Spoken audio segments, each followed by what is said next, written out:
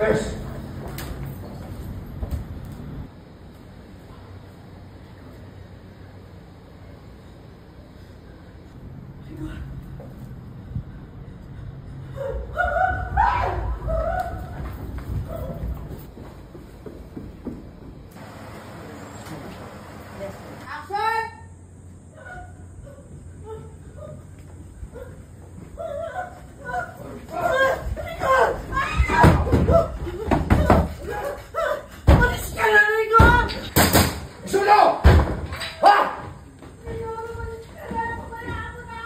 Buksan mo to!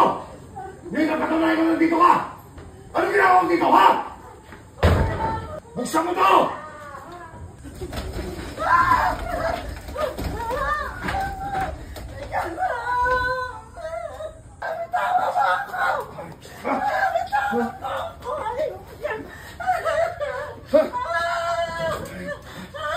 Ito mas pinili mo?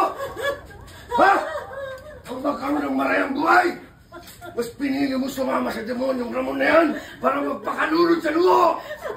Ginawa mo yung pinano ang buhay ko! Niligtas lang ako ni Ramon! Hayop ka! Si Ramon ang sumira ng buhay mo! Cut! You okay, Miss Price? Yes.